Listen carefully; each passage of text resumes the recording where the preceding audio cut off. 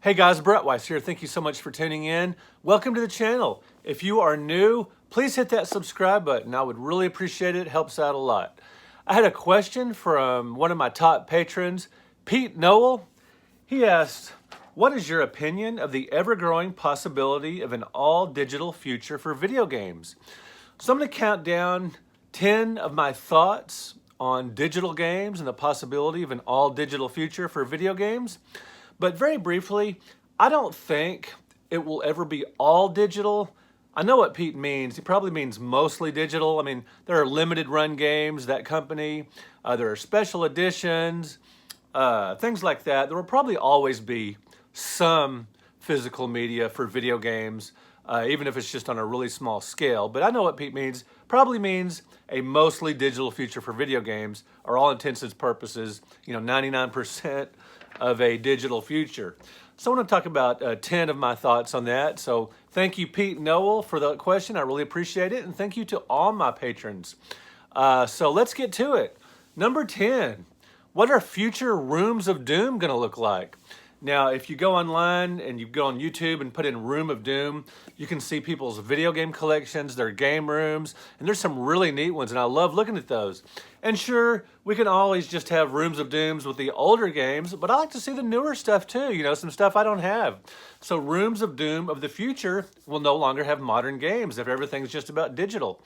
And so I will miss, just seeing some of this stuff, some of these cool collections of the newer stuff. So anyway, the Room of Doom, like I said, won't go away because we'll have we can always have Atari and PS2 and Sega Genesis and all that stuff in our Rooms of Doom. But I like to see the newer stuff too. So number 9, one of my thoughts on a digital future, or just digital games in general. I kind of like the convenience of playing digital games and watching digital movies. I'm not a lazy person, but sometimes I can get a little lazy once I hit the couch.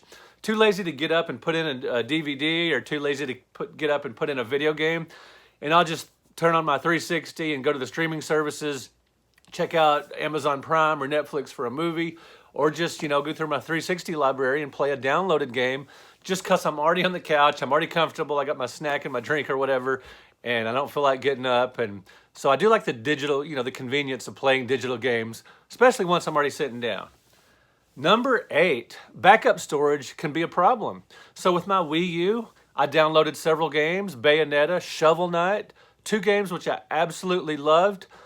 But after a short while, I ran out of space. So my son got me one of those external memory, like hard drives. I don't know if you call it that, but anyway, it's an external memory for the Wii U. So now I can download, I did download tons of games using that. So that was, a little bit of an extra expense or a hassle to get that to add to the Wii U, just to download these games. And I've heard the PS3, there's one iteration that hardly has any memory.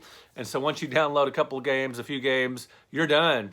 And so external memory is a bit of a problem. And with the newer systems, I'm assuming, they have, you can download a lot of games before you have to worry about it. But regardless, there are memory considerations, with downloaded games. So with my 360, it gives you the option to download to the hard drive or to the cloud. So that's a great solution to something like that. But anyway, it is something to think about, backup storage. So that's number 8. Number 7. So speaking again of the Wii U, a while back, my son wanted to play Legend of Zelda, so we downloaded the original NES game to the Wii U. That was super convenient, and that was great. I did not have it in my collection because a few years ago, I got a little greedy and I sold my boxed copy complete for the NES of The Legend of Zelda. Why? Because I would love to have that back, and I'm sure I'll reacquire it at some point because I love to have the box and the manual and that gold cartridge. And having the game on the Wii U, it's not the same. I love the gold cartridge, but it was convenient to put it on the Wii U. So I guess that's sort of a positive. You can get older games without having to hunt them down. In a lot of cases, you can just, boom, download it. So that was nice. Number 6, for independent creators, it's a lot easier to distribute a game. It is really tough to, go to press and create discs and boxes and everything, and it's very expensive, and a lot of smaller creators cannot do that. A lot of small publishing houses. And the Wii U, I mean, the Nintendo Switch has tons and tons of games, a couple of thousand or more, I think already. And a lot of this is because of the ease of independent production. These small companies can create Nintendo games for the Switch, or create Switch games, and without having production facilities as far as physical production facilities. So definitely great for independent games, and for people who like independent games. So that's number 6. Number 5, discs tend to be pretty reliable. You can't always say that with digital downloads. There's buffering, service is down sometimes. Some parts of the country have bad internet connection, and this was covered really well in Not For Resale, the documentary, so check that out. All right, so that's disc are reliable. Sure, there's disc rot and some other things to think about, but overall, if you have physical media, it's going to be more reliable than digital. So that's number 5. Number 4. Now, as much as I love a house that has a warm feeling with lots of books on the shelves, with lots of games, with lots of, magazines or whatever, a really lived-in house with a lot of cool stuff that I can check out, I have to admit, it is kind of nice to go into someone's house or apartment, and it's super slick, super streamlined, super clean. They hardly have anything, decorating the place. They're not weighted down with books and DVDs and video games, and they just have a real sleek, modern-looking apartment or house.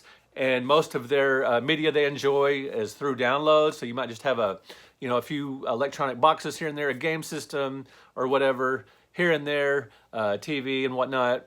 But it is cool. I have to admit, there is a certain allure to that, and it is kind of refreshing to go to a place, someone's house that's just super, super streamlined like that, where they, if they have books, they're on their phone or their Kindle or whatever. They have video games, they're all downloads. It is kind of nice.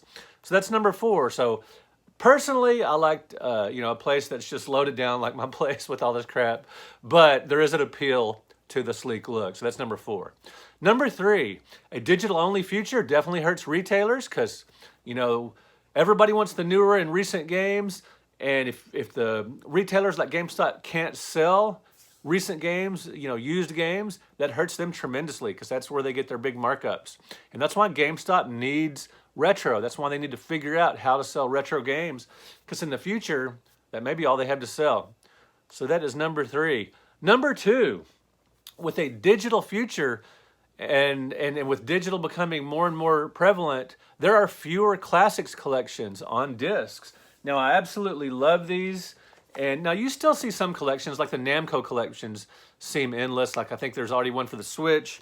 But like, I love this collection for the Xbox with Tecmo Classic Arcade. You got Tecmo Bowl, Rygar, Bomb Jack, so many games, Star Force, Pleiades, the sequel to Phoenix.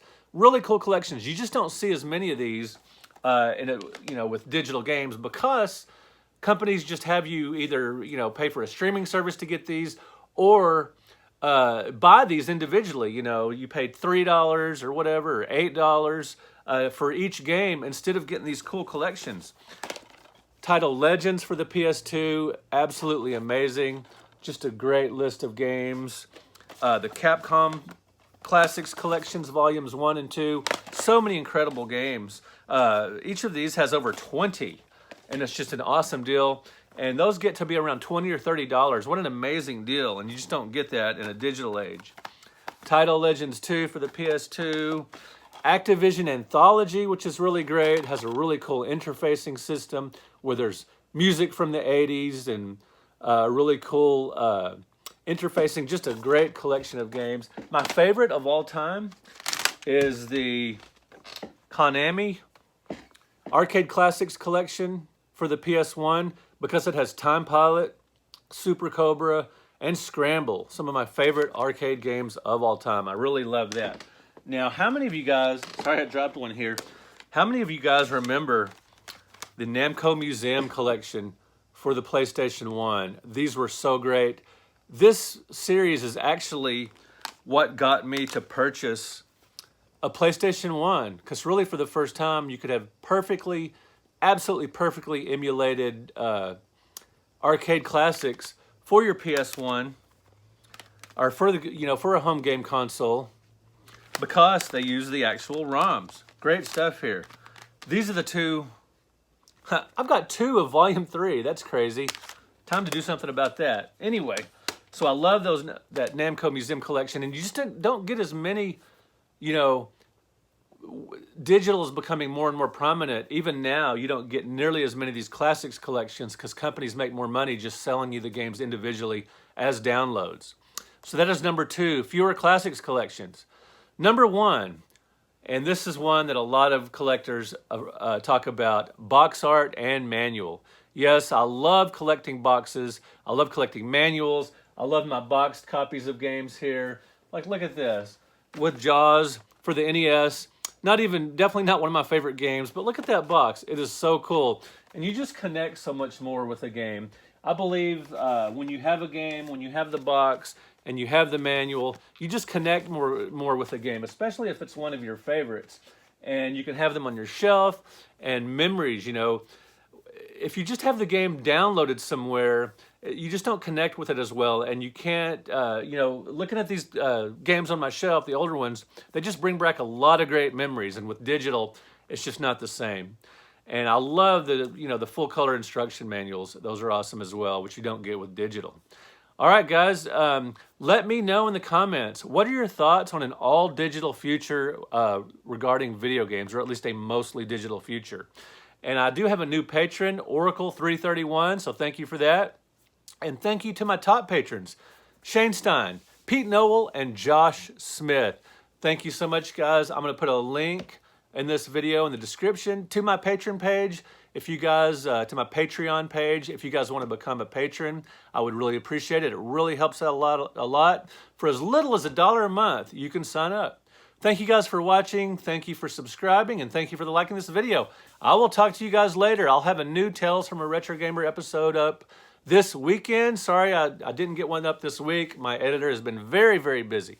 All right, guys, thank you so much. I will talk to you guys later.